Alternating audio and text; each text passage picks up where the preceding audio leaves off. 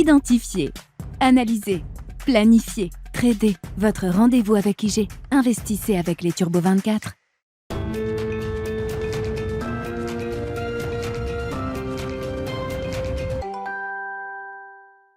Bienvenue dans Smart Bourse, votre double dose quotidienne de marché en direct sur Bismart. Chaque jour à la mi-journée, 12h30, 13h et en fin d'après-midi, la grande édition pendant 1 heure à partir de 17h en direct, rediffusée à 20h sur Bismart TV.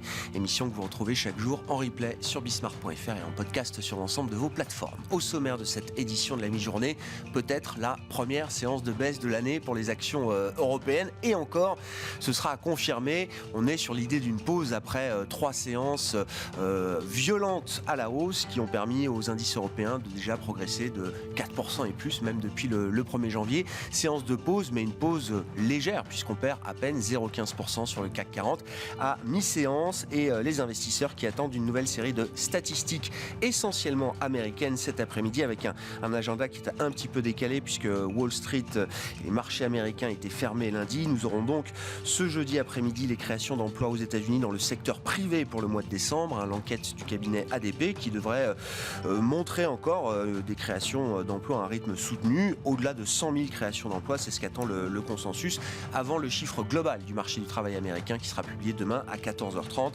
Et puis, nous avons eu de nouvelles indications sur le début du commencement d'une détente de l'inflation en zone euro. On l'a vu avec les premières estimations des prix à la consommation en Allemagne, en France ces 2 derniers jours. On le voit également ce matin avec les chiffres italiens qui montrent là aussi une légère détente d'un mois sur l'autre par rapport à ce qu'on a connu au mois de novembre. Et puis les chiffres des prix à la production en zone euro, là aussi, indicateur avancé des prix à la consommation qui continuent de se détendre au mois de novembre. Nous aurons la première estimation pour l'ensemble de la zone euro, l'inflation de la zone euro pour le mois de décembre, demain en fin de matinée. Voilà donc pour le programme du jour. Et puis nous reviendrons évidemment sur les grands enjeux de marché pour 2023 après ce démarrage en fanfare. L'Europe et la Chine sont les leaders de ce début d'année 2023. Qu'en pensez ? Nous en parlerons notamment avec Kevin Tauzet, membre du comité d'investissement de Carmignac, qui sera avec nous en plateau pendant cette demi-heure.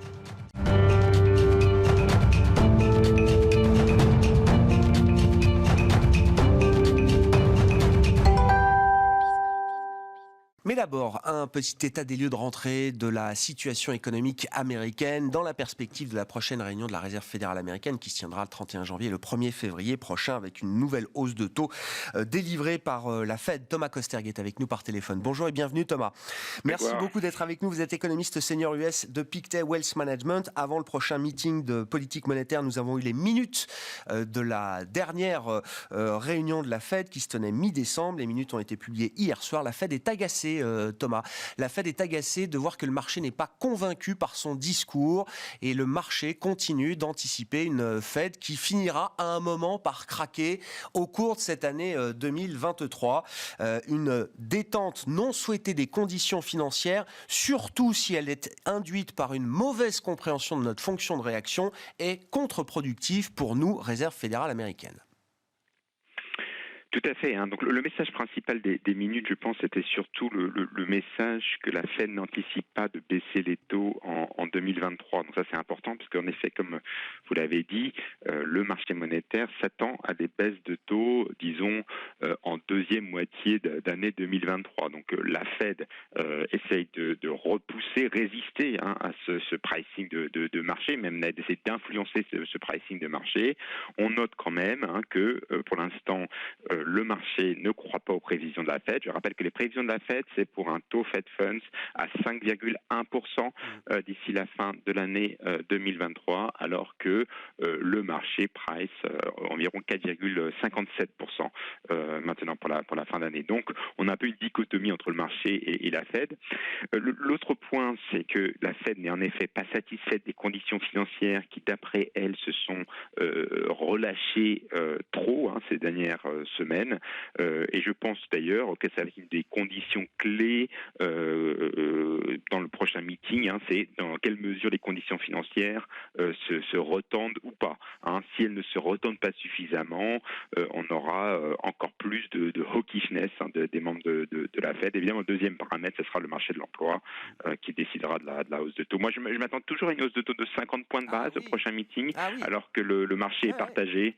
Le marché price 35 points de base. Ouais, mais de ce point de vue-là, les prochaines semaines seront décisives. On aura les chiffres d'emploi effectivement en fin de semaine, mais à nouveau, comment on explique cet écart ou cette divergence entre le marché et la Fed? Est-ce qu'il faut comprendre que les investisseurs et la Fed ne regardent pas les mêmes indicateurs pour que le marché anticipe une Fed qui serait prête à assouplir ses taux en fin d'année? Qu'est-ce que le marché regarde que la Fed ne regarde pas peut-être, Thomas?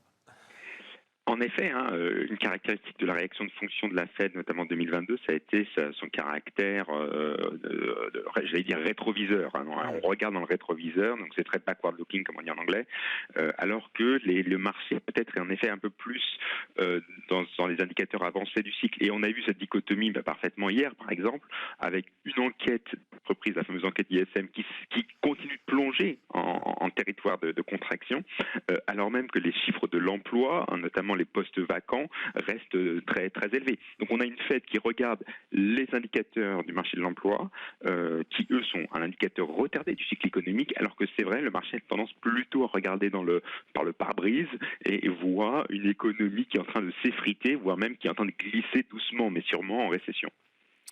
Même si, quand on voit par exemple les modèles d'activité instantanée de la Fed d'Atlanta, par exemple, on attend encore une croissance du 4e trimestre aux États-Unis qui s'annonce solide à nouveau, Thomas.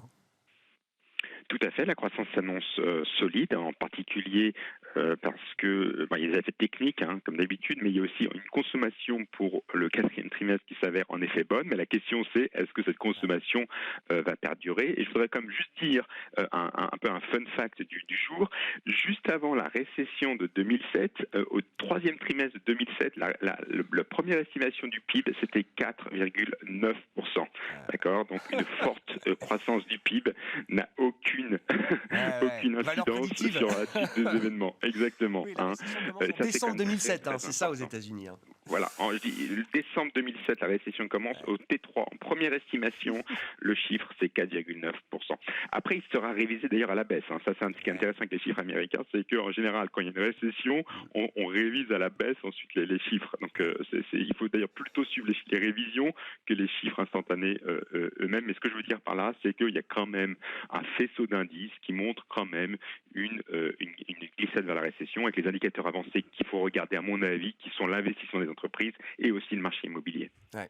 Et le marché du travail, lui, est-ce qu'il est en aussi bonne forme que ça? C'est vrai que les chiffres globaux qu'on regarde laissent entendre qu'il y a encore une dynamique et une tension importante. Quand on creuse peut-être dans les détails du nombre d'heures travaillées, etc., Thomas, est-ce qu'il y a quand même des signaux d'un début d'effritement, d'une tendance à l'effritement de ce marché du travail? Parce que ça va être le sujet, c'est ce que nous dit la chef économiste du FMI aujourd'hui, qui soutient la Fed dans son effort et dans sa tâche de lutte contre l'inflation. Elle est préoccupée par la résilience du marché du travail américain. C'est assez presque paradoxal pour une économiste de s'inquiéter d'une trop bonne tenue d'un marché du travail. Alors tout à fait, si on regarde encore une fois les chiffres des postes vacants, l'enquête qui est sortie hier, on est à 10,5 millions de postes vacants aux États-Unis pour un nombre de chômeurs de 6 millions. Donc on peut, d'après ces statistiques, dire qu'en effet, il y a une tension sur le marché du travail, il y a beaucoup plus de postes vacants que de chômeurs. Maintenant, si on regarde les détails de l'enquête de l'emploi, on se rend compte quand même que dans les secteurs les plus cycliques, il y a une décélération, et on voit aussi dans les enquêtes avancées qu'il y a une décélération en termes d'embauche, et évidemment aussi on le voit dans les news. On voit notamment cette grande plateforme de vente en ligne qui annonce des suppressions de postes plus importantes que prévues. Oui, Amazon va supprimer jusqu'à 18 000 emplois, effectivement, et c'est plus que ce qui était prévu. On a eu Salesforce également. C'est vrai que chaque annonce de vague de licenciements dans la tech fait les gros titres aujourd'hui, même si ça ne se reflète pas encore vraiment dans les chiffres du marché du travail. Ça va percoler. Ça va percoler. J'entends. Que se passe-t-il au Congrès et plus précisément à la Chambre des représentants? On imaginait que les Républicains allaient quand même pouvoir célébrer sereinement leur demi-victoire aux élections de mi-mandat. Ils sont en train de s'entre-déchirer comme jamais, Thomas. Tout à fait. C'est en effet une scène, alors je ne sais pas si c'est de la tragédie ou une scène comique, mais Ce qui se passe, c'est que je pense que les investisseurs, là où les investisseurs, d'un point de vue purement marché, c'est là où on peut se poser des questions, c'est dans quelle mesure l'aile un peu plus extrême du parti ne prendrait pas là, un peu plus d'envergure, auquel cas il faudrait commencer à s'inquiéter, puisque 2023, il y aura une date limite clé, c'est la date limite de la dette. Il faut relever le plafond de la dette à la Chambre des représentants et au Congrès en général, et on a besoin de toutes les voix. Or, il pourrait se passer qu'il y ait une influence plus importante des extrêmes dans le Parti républicain, auquel cas cette histoire de relèvement du plafond de la dette pourrait aller jusqu'à la dernière minute. Et ça pourrait inquiéter les marchés. On n'y est pas encore, mais voilà, ça suggère qu'on pourrait avoir une politique, notamment par rapport à Joe Biden et par rapport à cette dette, ce plafond de la dette, une stratégie politique qui pourrait être un peu plus agressive, et ça pourrait être un peu plus inquiétant pour les marchés financiers. On n'y est pas encore. Le plafond de la dette va être effectif plutôt l'été prochain, mais voilà, ça va bientôt arriver quand même. Quel type de contrepartie les républicains les plus durs pourraient chercher à obtenir, Thomas ? Alors eux, les républicains les plus durs sont très clairs. Ils veulent utiliser le plafond de la dette en demandant des concessions pour Joe Biden pour faire des baisses dans les dépenses. Puisque d'après eux, le mandat de Joe Biden a été caractérisé par une gabegie des dépenses publiques, d'après ces républicains-là les plus extrêmes. Et donc, en fait, quelque part, ils utilisent la seule arme qu'ils ont en main, c'est-à-dire il faut relever le plafond de la dette pour demander des concessions budgétaires et faire baisser les dépenses publiques. Bon, après 2 jours de vote sans succès, j'imagine que les votes vont reprendre tout à l'heure à la Chambre des représentants pour voir si Kevin McCarthy a une chance au final d'être élu Speaker, le leader des représentants à la Chambre des représentants, des Républicains bien sûr à la Chambre des représentants. Merci beaucoup Thomas. Thomas Koster qui était avec nous par téléphone, économiste senior US de Pictet Wealth Management.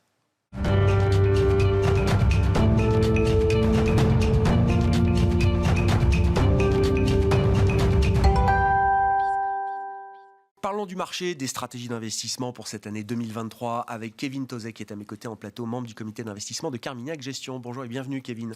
Bonjour Grégoire. Première prise de parole d'un membre du comité d'investissement de Carmignac dans Smart Bourse cette année, avec un rendez-vous pour tous vos clients investisseurs le 19 janvier, réunion annuelle. On aura tous les détails, effectivement, de l'analyse, la réflexion qui nourrit, qui viennent nourrir les stratégies de Carmignac. Un grand nombre de gérants et des analystes qui se feront le plaisir d'exposer nos vues le 19 janvier. Qu'est-ce que vous pouvez nous dire d'ici là, Kevin ? Moi, j'aimerais bien qu'on dise un mot quand même de ce début d'année, qui s'inscrit d'ailleurs dans le sillage d'un rallye d'automne qui s'est jamais vraiment arrêté, et peut-être sur les dernières semaines de décembre, un peu de retracement sur les actions européennes, mais le rallye semble vouloir se prolonger. Le début d'année m'a poussé à ressortir le terme de Goldilocks. Oui. L'environnement parfait, idéal, ni trop chaud, ni trop froid. On a des surprises à la baisse sur l'inflation en zone euro qu'on n'attendait peut-être pas aussi vite et aussi forte.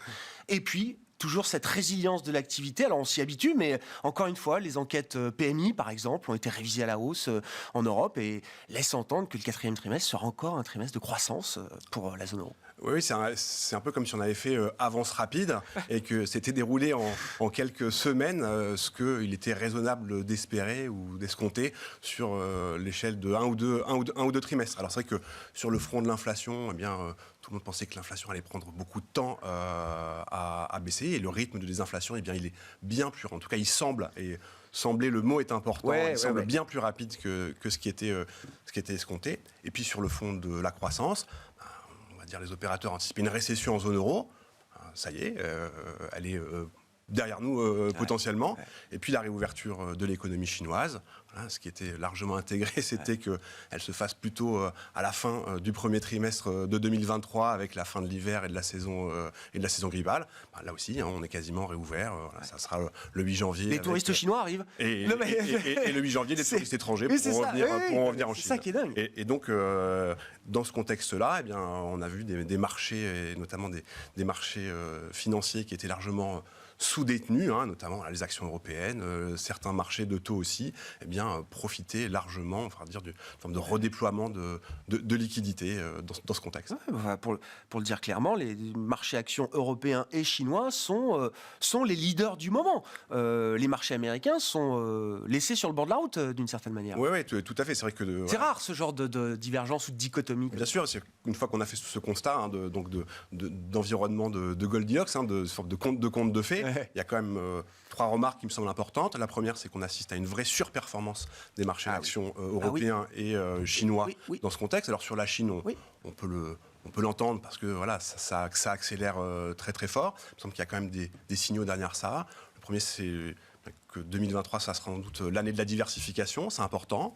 On a vu aussi une tendance de rebond des marchés d'actions européens qui s'est fait dans le sillage d'une bonne tenue de la devise et de la monnaie unique. Et ça aussi, ça attire des investisseurs internationaux. C'est pas l'effet de change qui explique la performance des actions européennes. Non, mais c'est vrai que ça aide à attirer des capitaux. Ouais. Et puis il y en a un autre, c'est les valorisations. Et que, une des grandes leçons de 2022, ça a sans doute été la corrélation ou la recorrélation à la baisse entre les actions et les obligations. Mais c'est aussi que les valorisations, ça compte. Et quand on a des marchés d'actions européens qui sont valorisés entre 11,5 et 12 fois sur les résultats de l'année à venir, c'est aussi une forme de support. Pourquoi est-ce qu'il faut se méfier de l'inflation ? Et c'est déjà une discussion qu'on avait en fin d'année avec vous, Kevin. Tout le monde a dans les cartes, effectivement, cette baisse de l'inflation qu'on observe, qui est peut-être plus rapide, plus forte que prévu. Il y a l'idée où, en tout cas, il y a le risque que cette baisse puisse être en trompe-l'œil d'une certaine manière. Est-ce que c'est une vraie baisse qui laisse augurer effectivement que les banques centrales sont en train de gagner la partie, qu'elles ne puissent pas le dire aujourd'hui, c'est une chose, mais est-ce que le marché peut être de plus en plus convaincu que cette idée, ou est-ce qu'il faut continuer d'être très humble vis-à-vis de la trajectoire d'inflation qu'on constate ? Le terme qu'on employait, c'était cette forme d'illusion de la désinflation. Il y a clairement un rythme de désinflation qui se met en place, mais il est essentiellement porté par la dynamique qu'on voit sur les marchés des matières premières, pétrole et gaz notamment.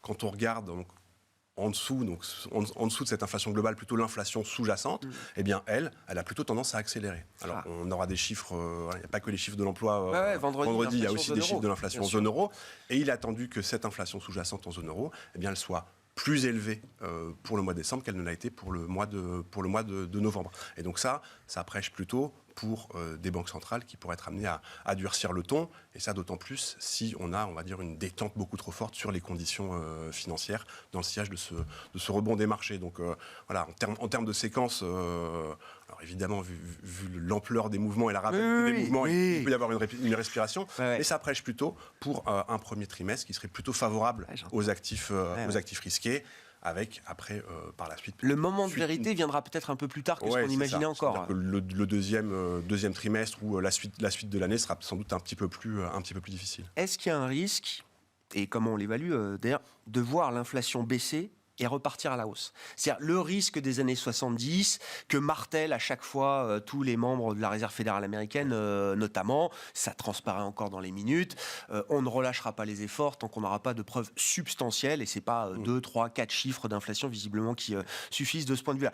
Est-ce que c'est un risque réel qu'on ait, alors je ne sais pour quelle raison, mais un rebond de l'inflation qui, pour le coup, prendrait tout le monde à revers? Bien sûr, c'est un vrai risque, parce que là aussi, on va dire cette première baisse un peu plus mécanique de l'inflation, on l'a dit, elle se fait largement par la dynamique qu'on a vue sur les matières premières, mais il y a clairement un risque de rémanence de cette inflation-là. Et typiquement, quand on regarde ce qu'anticipent certains marchés, par exemple des marchés obligataires, on voit qu'aux États-Unis notamment, le point bas de l'inflation pour 2023, il n'est pas attendu à décembre 2023, il est attendu pour le mois de juin 2023. Incroyable. Et donc, il y a bien ce risque-là, et c'est pour ça qu'en termes de séquence, ce premier trimestre, il est peut-être plutôt favorable là aussi. On sera à 2% d'inflation en juin, là. Alors 2,2, c'est ce qui est anticipé par les marchés obligataires aux États-Unis. Par contre, la suite, elle pourrait être compliquée parce que s'il y a une vraie, reprise de l'inflation, ou si on s'aperçoit que clairement on a une inflation qui est beaucoup plus persistante, là, on pourrait voir des banquiers centraux, pour le coup, et la Fed notamment, durcir le ton. Ça à un moment où sans doute que les annonces de résultats des entreprises seront peut-être un petit peu moins favorables parce que, on le sait, hein, la première partie, on va dire, le premier effet de l'inflation, il est plutôt positif pour les résultats des entreprises, la suite un petit peu moins, et pareil, les hausses de taux, elles mettent du temps à se diffuser.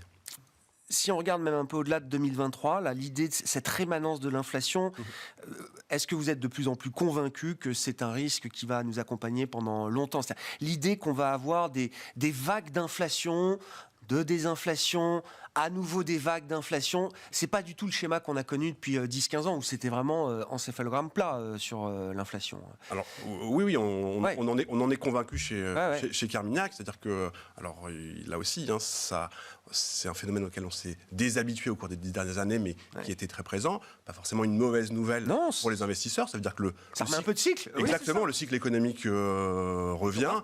Alors là, c'est plutôt une bonne nouvelle pour les gestions actives, hein, qui peuvent essayer d'anticiper justement ces points d'inflexion dans le cycle. Mais oui, on a de bonnes raisons de croire que l'inflation et en tout cas l'environnement du plus bas pour plus longtemps est sans doute derrière nous, parce qu'on a des facteurs qui ont été très importants, qui ont contribué à cette baisse des prix, que ce soit la mondialisation, on a plutôt les mouvements inverses aujourd'hui, il y a des rapatriements de chaînes de production, on a aussi des tendances démographiques, des tendances d'épargne qui prêchent aussi pour une inflation un peu plus structurelle que ce qu'on a eu par le passé. Ce sera d'ailleurs un des on va dire, facteurs clés à suivre cette année 2023 pour générer de la performance. Bien sûr.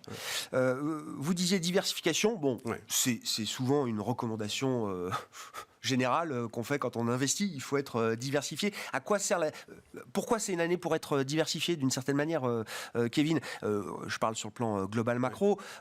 Est-ce que ça veut dire effectivement qu'on va avoir une année désynchronisée entre la reprise chinoise, peut-être une récession américaine plus tardive que ce qu'on imagine, une Europe qui finalement arriverait à passer à peu près entre les gouttes, ou est-ce qu'à un moment il y a l'idée que tout converge ?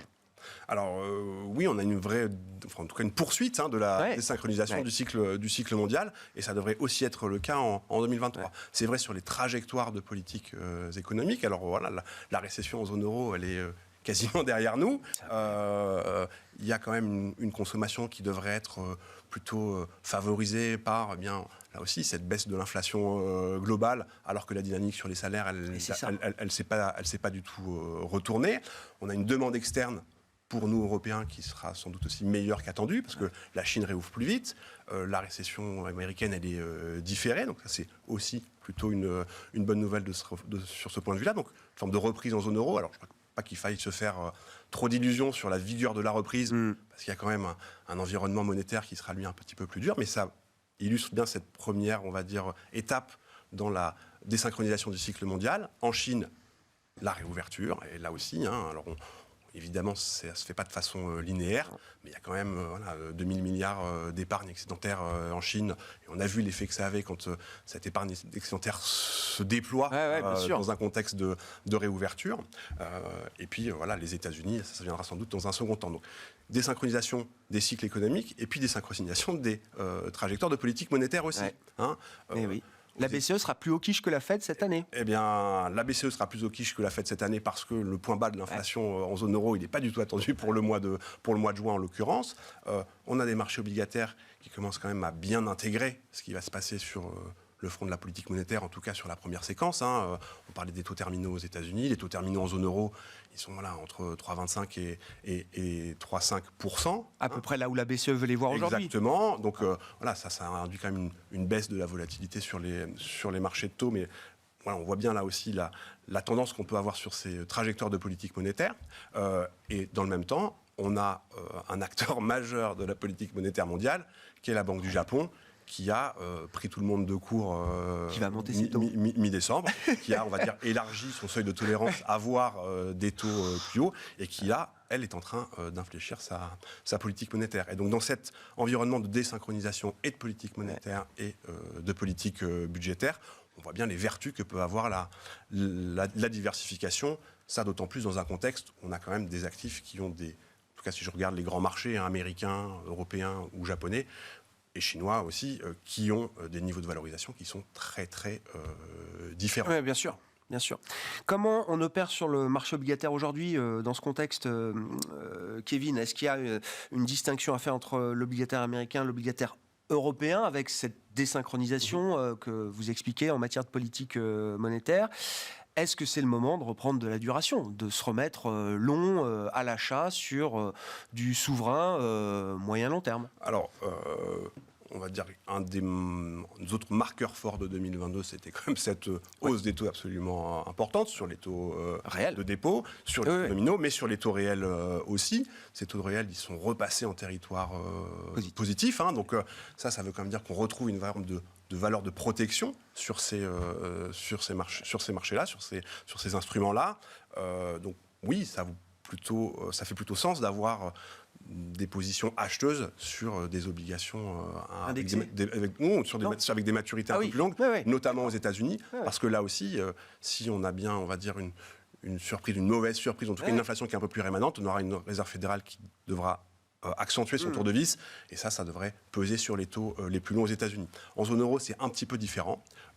Là aussi, la baisse de la volatilité sur les marchés de taux, c'est pas vraiment faite dans ce début d'année. Alors, plutôt pour des bonnes raisons, une des baisses très fortes sur les taux européens, mais on a quand même un calendrier d'émission qui est particulièrement chargé.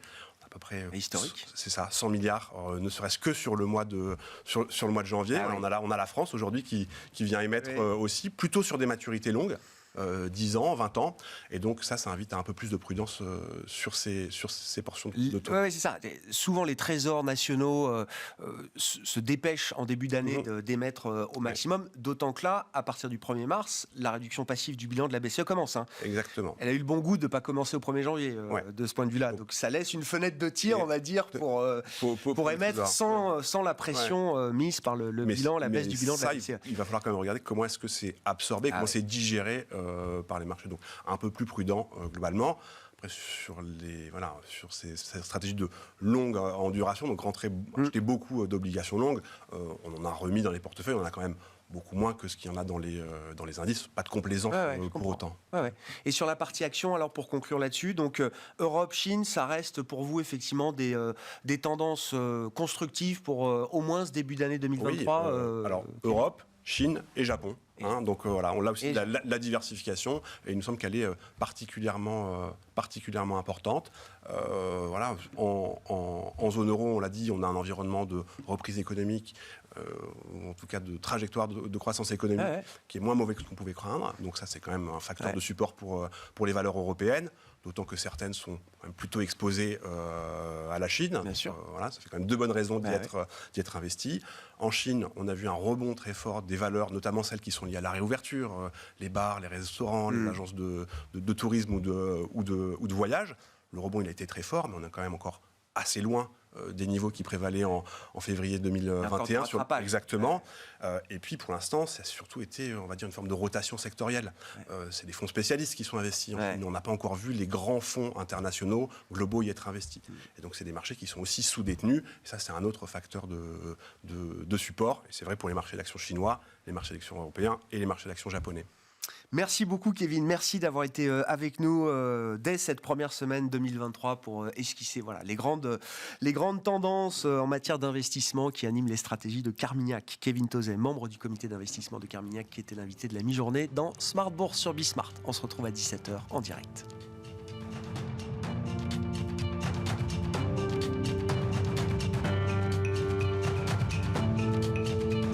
Identifiez, analysez, planifiez, tradez. Votre rendez-vous avec IG. Investissez avec les Turbo 24.